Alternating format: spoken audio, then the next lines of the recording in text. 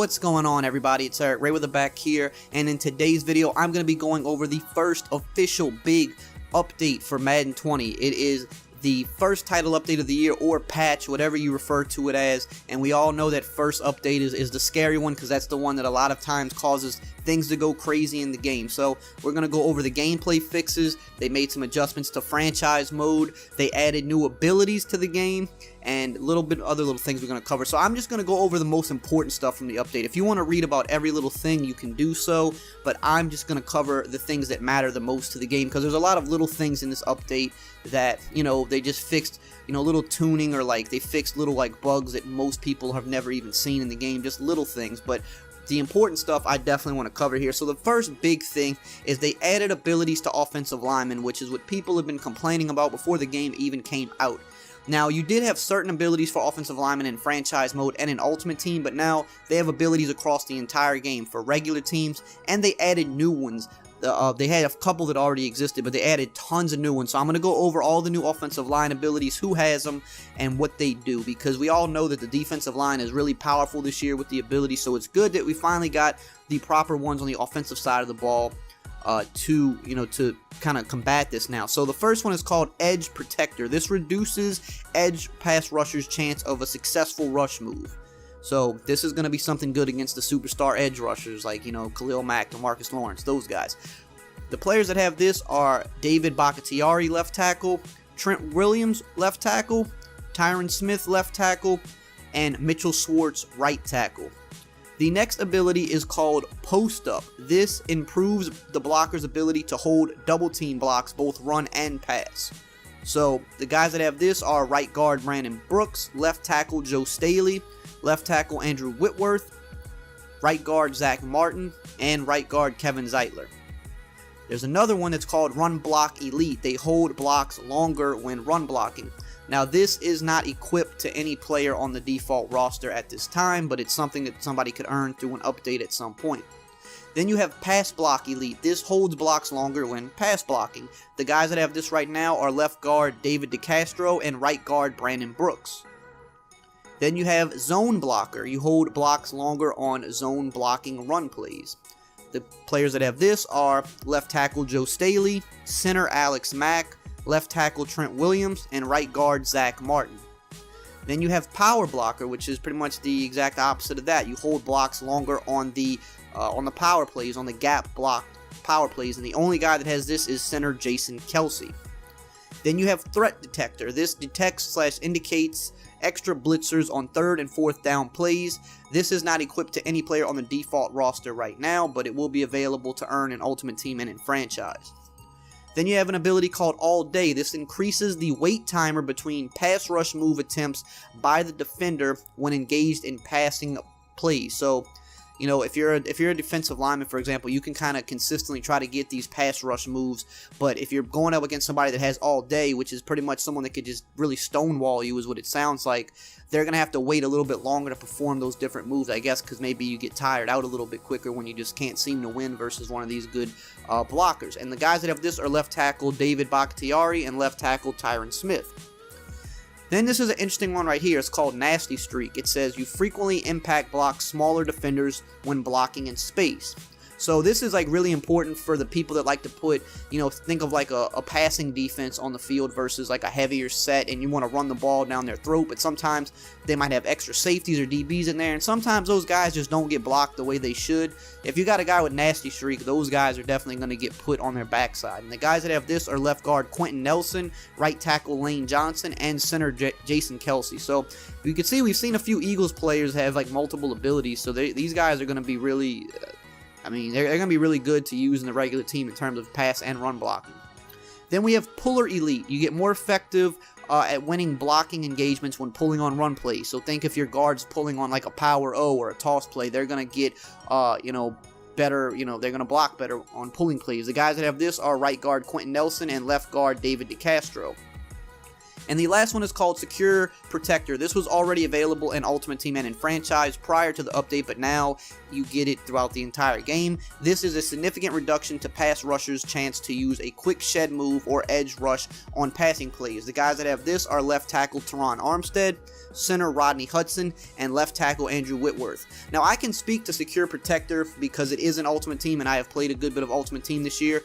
When you have a guy with Secure Protector out there, they do a very good job at blocking those superstar pass rushers. I mean, I think the offensive lineman wins out way more than the defensive guy with the pass rushing ability. When you're matching ability for ability here, the offensive line seems to win out a lot more. So if you're playing online and you're consistently going against guys that use these good pass rushers, use one of these teams that have, you know, tackles that have pass blocking abilities, because those guys seem to do a very good job at winning consistently versus those guys. Their abilities definitely work. So now let's get into gameplay. There's a few important gameplay changes. So this is the biggest one, and this is something I'm super excited to see.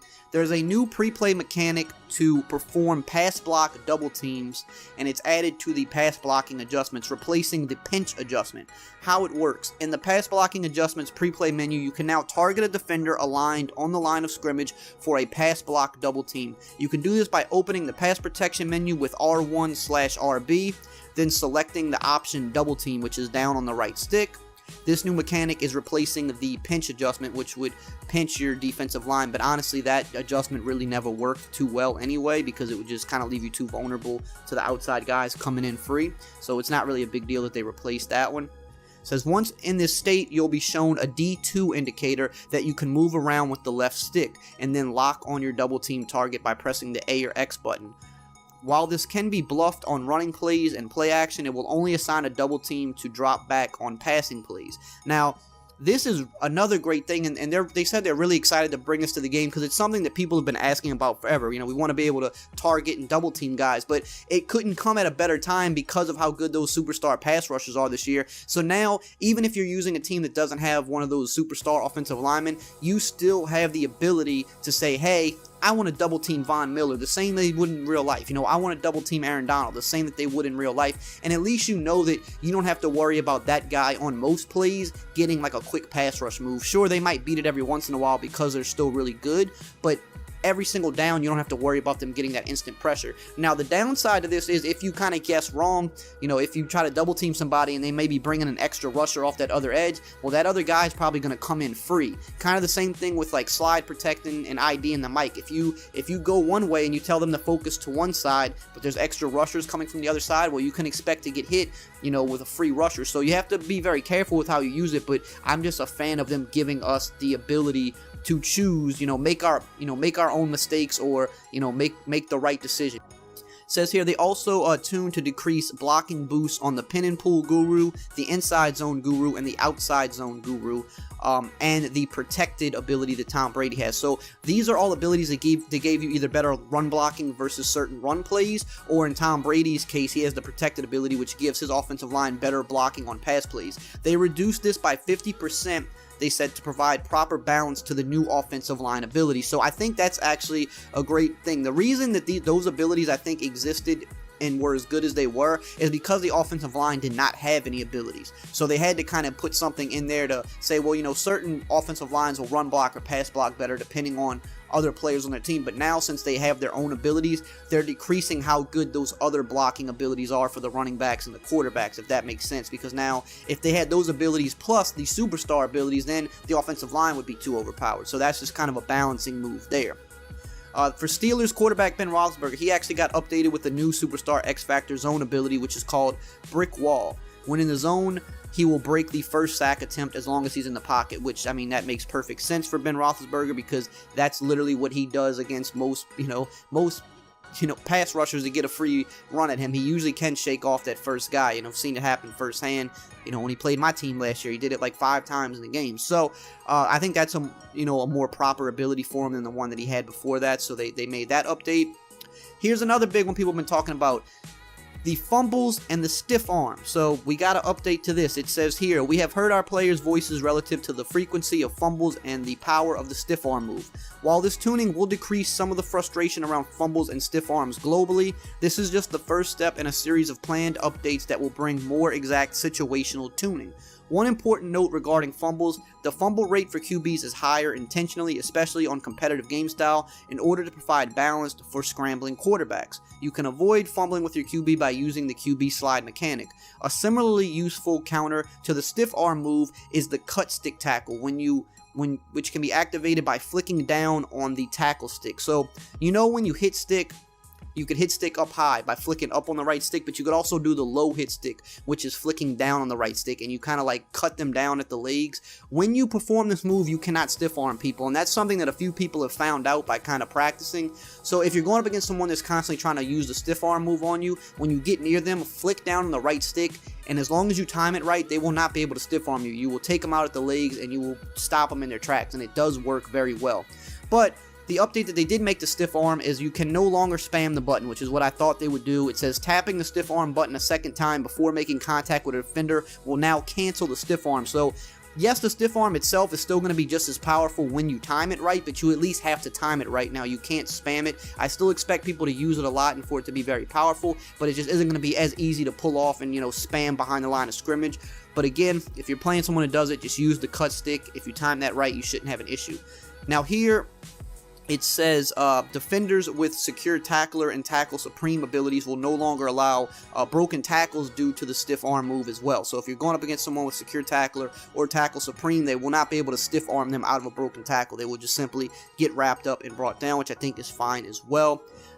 So they didn't really say that they necessarily tune the fumbles a whole lot. It sounds like you might see them a little bit less, but they're saying that a lot of it is intentional, so we'll have to just kind of wait and see how that works out. Playbooks, they made some slight playbook adjustments. So they added the Patriots Hoss Juke concept plays to the Patriots playbook. Now, that's the only thing that was actually added to playbooks. They're going to be doing the global playbook updates a few times this year where they're just dedicated playbook updates, but nice to see that they snuck something in there that they wanted to get in. It also says it fixed an issue causing the defensive play to reset after flipping the play in the play call screen when defending no huddle. I definitely saw that happen a few times. It was very frustrating. If you had your play flipped at the play call screen and then you came out and then the offense started no huddling, your alignment and everything would get all messed up. So it's good that they addressed that. They also fixed a pre-play alignment issue in the big nickel over G defensive formation when aligning versus trips formations. This was another thing that I saw. They would just align all like messed up versus trip sets, so you couldn't really use that formation against anybody that ran trips tight end or something like that. So they definitely fixed that.